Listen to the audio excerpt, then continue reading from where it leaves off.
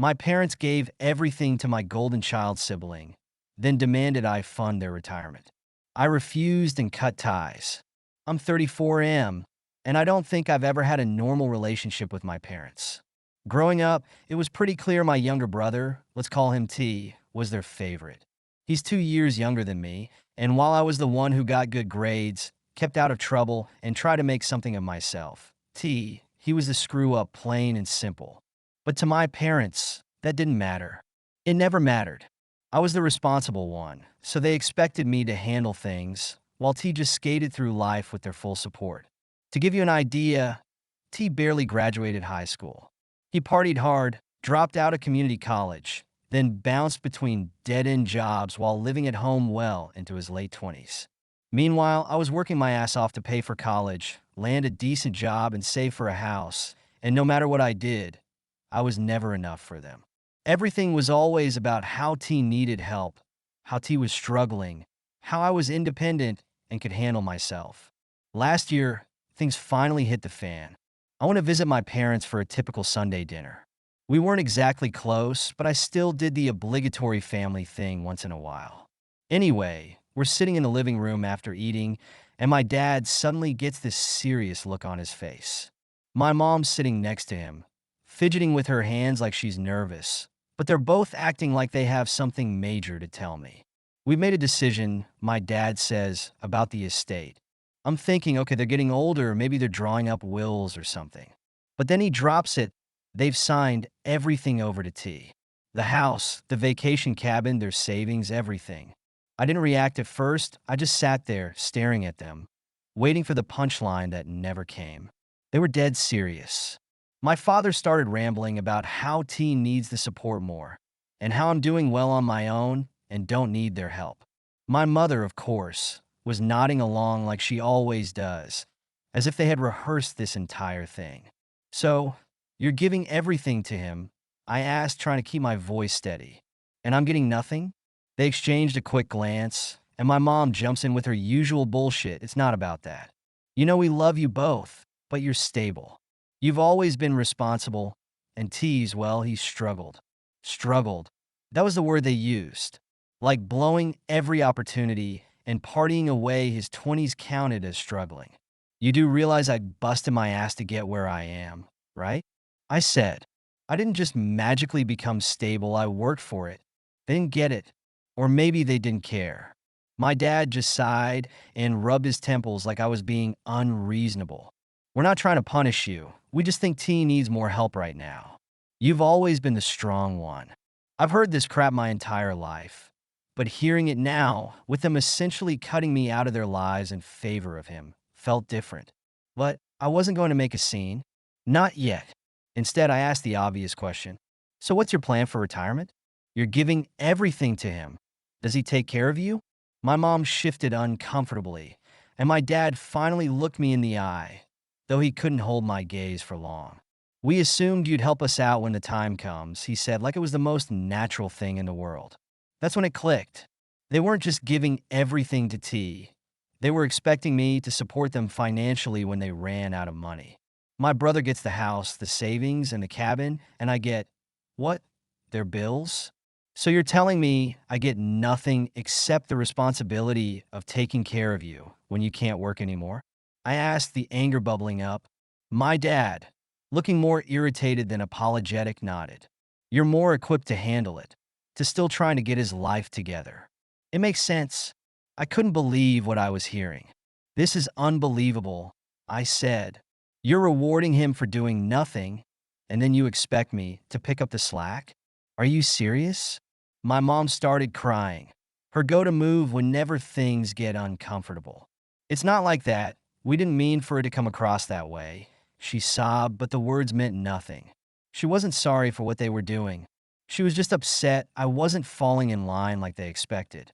No, I said, standing up, you've made your decision. T can have everything, but don't come to me expecting me to clean up his mess or take care of you when things go south. I'm done. I walked out without another word. They called after me, but I didn't turn back. As soon as I got home, I blocked their numbers.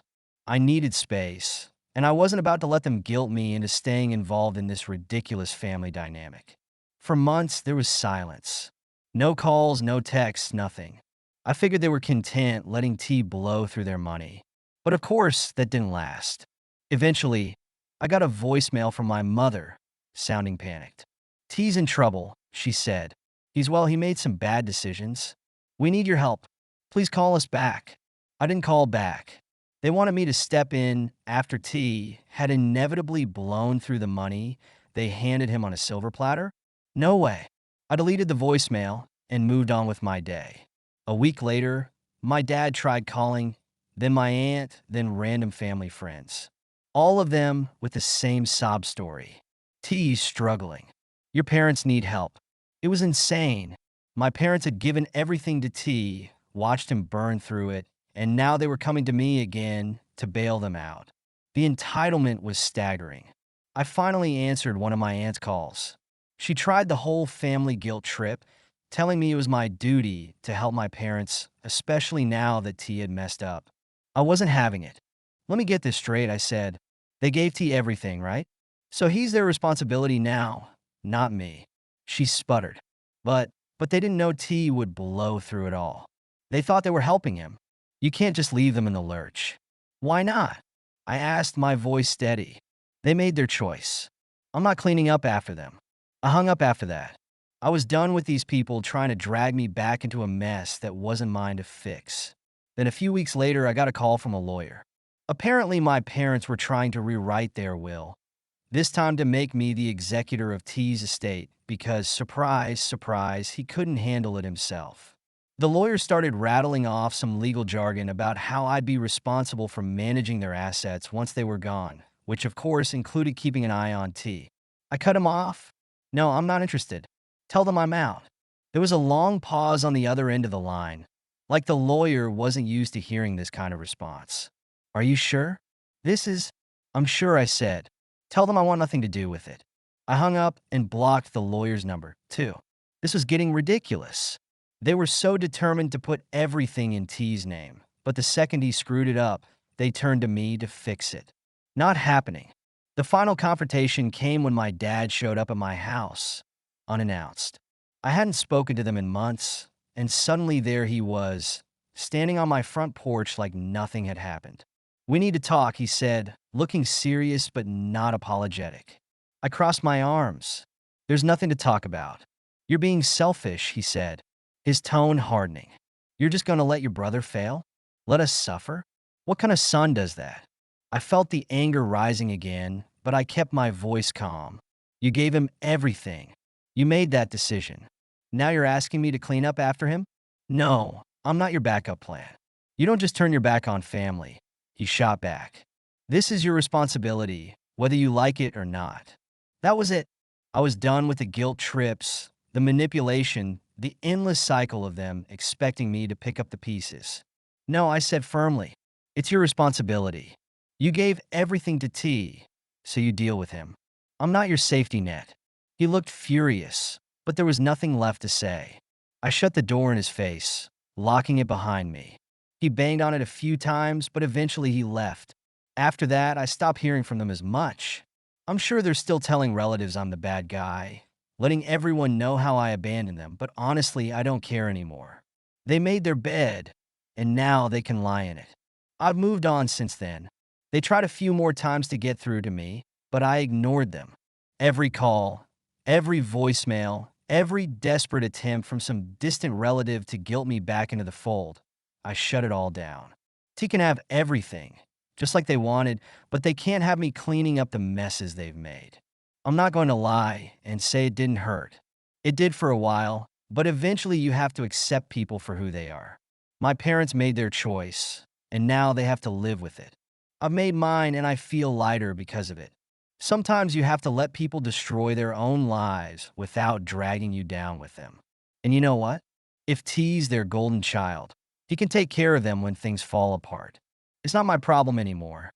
Thank you so much for listening to my story. If you have any thoughts, I'd love to hear them. So please leave a comment. Don't forget to like and subscribe if you want more stories like this one.